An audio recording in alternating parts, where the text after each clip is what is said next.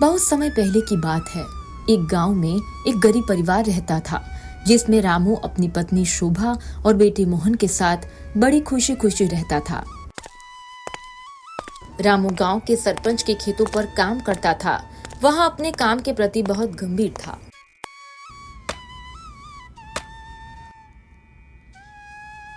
हमारा मोहन चलना भी सीख गया है। अब तो हमें उसका दाखिला विद्यालय में करवा देना चाहिए। हाँ हाँ भाग्यवान, इस बारे में तो मैं भी कई दिनों से सोच रहा हूँ, परंतु मालिक द्वारा दी गई तनख्वाह से तो घर भी बहुत मुश्किल से चल पाता है। हम मोहन का दाखिला विद्यालय में कैसे करा पाएंगे? क्यों ना मैं भी कुछ काम शुरू कर दूं? अरे नहीं नहीं भाग्यवान, तुम चिंता मत करो। मैं और अधिक समय खेतों में काम करके कुछ और धन भी इकट्ठा कर लूंगा। फिर हम अपने बेटे का दाखिला विद्यालय में करा देंगे।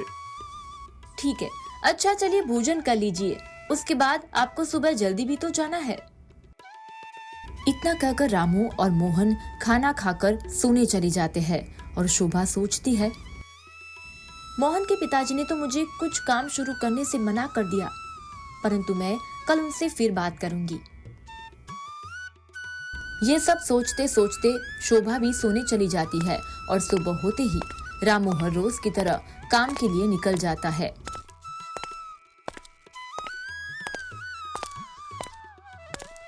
रामू, आज तो फिर देरी से आया है। अगर यूं रोज रोज ऐसे ही चलेगा तो तेरी तनख्वाह नहीं दूंगा। नहीं नहीं मालिक, अब से मैं समय से आऊंगा। इतना कहकर रामू खेत पर चला जाता है और अपना काम करने लगता है। थोड़ी देर के बाद शोभा वहां दौड़ती हुई आती है और हाँफते हुए रामू से कहती है, सुनिए, जल्दी चलिए, वो मोहन। क्या क्या हुआ मेरे मोहन को? बताओ मुझे शोभा। मोहन को बगीचे में सांप ने काट लिया। क्या? कहाँ है मोहन? कहाँ है?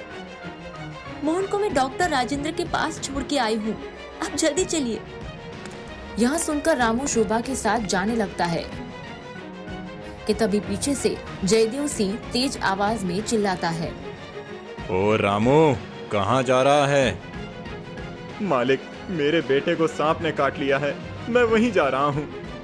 अभी कहीं नहीं जाना, जाके पहले काम निपटाओ। जाओ यहाँ से, चलो।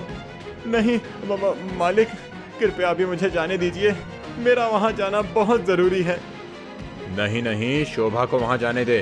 तू कुछ देर बाद चला जाना, वरना बारिश होने वाली है, पूरी फसल खराब हो जाएगी। अब जल्दी जल्दी हाथ चला और सब काम खत्म कर, फिर जाना।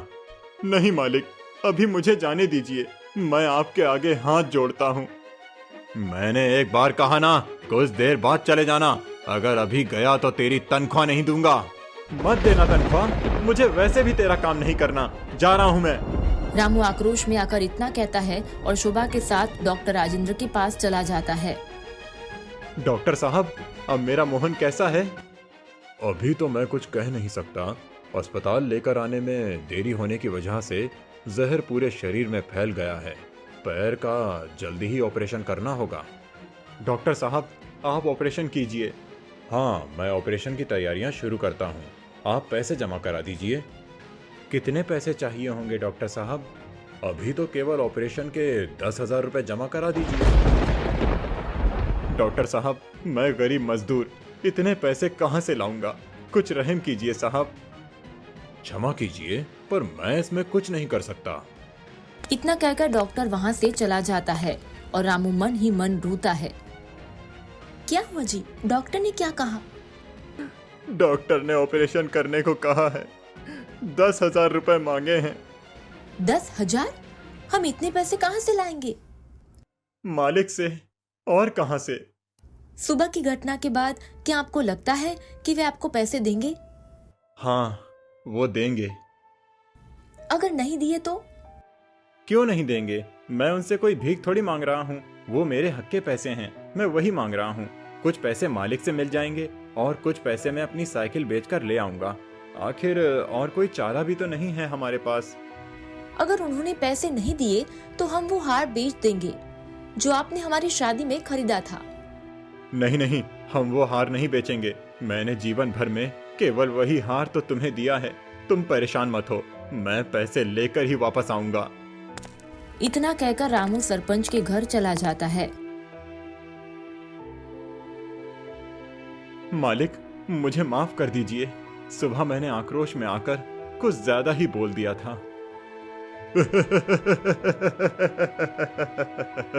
माफ कर दूं? तुझे लगता है कि इतने लोगों के सामने तू मेरी बेइज्जती करेगा और मैं तुझे माफ कर दूंगा? मुझे माफ कर दीजिए। इस समय मुझे आपकी बहुत जरूरत है। मेरे बेटे के पैर में सांप ने काट लिया है। उसके शरीर में जहर फैल रहा है। डॉक्टर ने ऑपरेशन के लिए 10,000 रुपए मांगे हैं। आप मेरी साइकिल रख लीजिए, बस मुझे पैसे दे दीजिए। चला जा यहाँ से, मैं तुझे एक फूटी कौड़ी नहीं देने वाला। नहीं मालिक, मेरे बेटे की जिंदगी का सवाल है।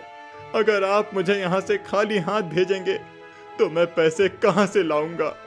रामू सरपंच के सामने बहुत गड़गड़ाता रहा, मगर सरपंच ने उसकी एक न सुनी और अपनी बेइज्जती को ही दोहराता रहा। चला जा यहाँ से, वरना मैं तुझे मार दूंगा। मार दीजिए, मगर मैं खाली हाथ नहीं जाऊंगा। यह सुनकर सरपंच गुस्से में आ जाता है और पास रखी बंदूक से एक गोली रामू के सीने में मारता है।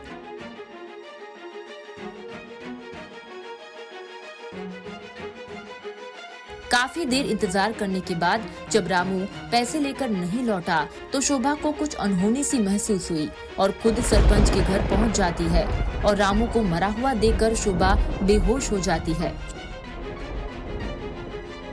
उठ, वरना तुझे भी इसके साथ दफना दूंगा। चल उठ। ये आपने क्या किया? मेरे पति, मेरे परमेश्वर को मार दिया? हाँ, मार दिया मैंने तेरे बदतमीज पति को। मुझसे जुबान लड़ा रहा था, ये मुझे धमका रहा था, इसलिए सुला दिया हमेशा के लिए। मैं तुझे नहीं छोड़ूंगी, मार डालूंगी मैं तुम्हें। देव के वेश में दानव है तू। मुझे बाद में देखना, अभी जा, ले जा इस लाश को, सोने दे मुझे, वरना क्या? मुझे भी मार देगा? मार दे मुझे, मगर मैं तुम्हें नहीं छोड़ूंगी। वरना तेरे बेटे को मार दूंगा जो अस्पताल में है। शोभा अपने बेटे की बात सुनकर डर जाती है और अपने पति की लाश को ले जाती है। अब शोभा के पास वहाँ हार बेचने के अलावा कोई रास्ता नहीं था। वह उस हार को बेच देती है और अपने बेटे की जान बचा लेती है और अपने पति का अंतिम संस्कार कर देती है। कुछ दिन पति के गम में रहने के बाद शोभा अपना और अपने बेटे का पेट पालने के लिए कुछ काम शुरू करने का सोचती है। शोभा के पास पैसे न थे, जिस कारण वह अपने पड़ोस के एक बगीचे से फल सब्जी चोरी करती है और बाजार में बेच देती है। इसी प्रकार जब वह एक दिन कुछ फल तोड़ रही थी, तभी ए चोरनी, क्या कर रही है तू? अच्छा, तो तू वही चोर है जो हर रोज हमारे फल सब्जी फूल तोड़कर चोरी करती है। नहीं नहीं मालकन, मुझे क्षमा कर दीजिए। माफ कर दूं? तुम जैसी औरत को तो मैं अच्छी तरह से जानती हूँ। नहीं नहीं मालकन, मुझे माफ कर दीजिए। मैं दोबारा ऐसा नहीं करूँगी। क्या करूँ? बच्चे का पेट पालने के लिए करती थी, मगर अब मैं ऐसा नहीं करूँगी। चलो ठीक है, माफ किया। शोभा निराश होकर घर तो चली जाती है, मगर अब वह और भी दुखी थी, क्योंकि अब तो वो फल भी नहीं बेच सकती। वह ये सब सोच ही रही होती है, तभी उसके दिमाग में एक तरकीब आती है। वो सोचती है कि वो जंगल में लकड़ी बीनकर उन्हें बेच सकती, और बस वह जंगल की ओर निकल जाती है। यह ठीक है, काफी लकड़ियां हैं। मैं इन्हें बाजार में बेचकर अपना और अपने बेटे का पेट पाल सकती हूँ। वह जंगल से लकड़ियां लाकर बाजार में बेचने जाती है। वह लकड़ियां बेचकर घर आने लगती है, तभी रास्ते में उसे सरपंच मिलता है। क्यों फल नहीं बेच पाई जो लकड़ी बेच रही है? उर्मिला बगीचे की मालकिन को मैंने ही बताई थी तेरे फल चोरी करने की बात। मैंने तुझे एक दिन बगीचे से चोरी करते हुए देख लिया था। तुम्हें मैं छोड़ूंगी नहीं। और इतना कहकर शोभा वहाँ से चली जाती है। इसकी आंखों में बहुत क्रोध नजर आ रहा था। लगता है अब इसे गांव से निकाल देना चाहिए। और फिर सरपंच अगले दिन पंचायत बुलाता है। भाइयों, ये औरत अब हम सभी के लिए खतरा है। इसने अपने पति का कत्ल किया और उर्मिला के बगीचे से फल व सब्जी चोरी किए, और जब उन्होंने रोका तो मारने की धमकी दी इसने। इस प्रकार पंचायत में शोभा को उसके पति का हत्यारा और उर्मिला के बगीचे में फलों का चोर सिद्ध करके गांव से बेदखल करने के आदेश सुनाता है। शोभा सरपंच का विरोध कर गांव में नहीं रह सकती थी और वहां गांव छोड़कर पड़ोस वाले गांव में चली जाती है। वहाँ शोभा एक बगीचे में काम करती है और उससे मिलने वाली तनख्वाह से अपना घर चलाती है। ऐसे करते करते समय बीतता जाता है और 20 साल बाद माँ, मैं पिछले 20 सालों से देख रहा हूँ हमारे घर के सभी काम आप ही करती हैं। मेरे पिताजी कहाँ हैं? मत पूछ बेटा, मत पूछ। माँ, उदास मत हो, मुझे बताओ, मुझसे आपकी ये उदासी देखी नहीं जाती माँ। हाँ बेटा, बताती हूँ। शोभा मोहन को सारी बात बताती है, जिसे सुनकर मोहन का गुस्सा 7वें आसमान पर पहुंच जाता है और वह सरपंच को मारकर अपने पिता का बदला लेने की ठान लेता है। अब देखना माँ, मैं उस झूठे सरपंच को किस तरह से तड़पा तड़पा कर मारूंगा। मैं कल ही अपने साथियों के साथ गांव जाऊंगा और उस सरपंच का सर अपने हाथ में लेकर आऊंगा। जा बेटा जा, ले ले अपने पिताजी की मौत का बदला। अगले दिन मोहन अपने सभी साथियों के साथ सरपंच के घर की ओर निकलता है। दोस्तों, हम उसे ऐसे सीधे जाकर मार नहीं सकते। तुम में से कोई एक जाओ, उसे कहीं बाहर जंगल में लाओ। हम सब उसका इंतजार करते हैं। सरपंच जी, आपका नौकर जंगल में गाय चराने गया था और वो वहाँ घायल हो गया। आपकी गाय भाग रही थी, हमने उसे पकड़ लिया है। आप चलिए और उन्हें वापस ले आइए। मेरी तो सभी गाय तबेले में हैं। लगता है ये किसी और की गाय हैं। यही अच्छा मौका है उन गायों को हड़पने का।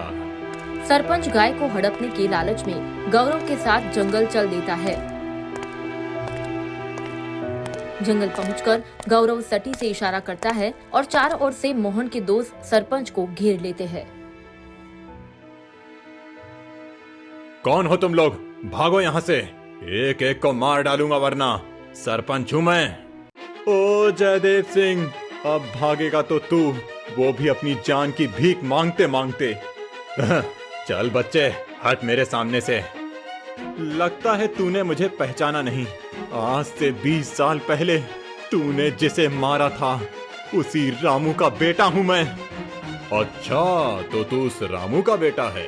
गलती कर दी, उस दिन तुझे भी मार देना चाहिए था। गलती तो की है और अब सजा भी मिलेगी। तैयार हो जाओ, अब मौत तेरा इंतजार कर रही है। इतना कहते ही वह सरपंच को गोली मार देता है और उसका सर काटकर अपनी माँ के पास ले आता है। इस प्रकार मोहन अपने पिता का बदला लेकर इंसाफ करता है।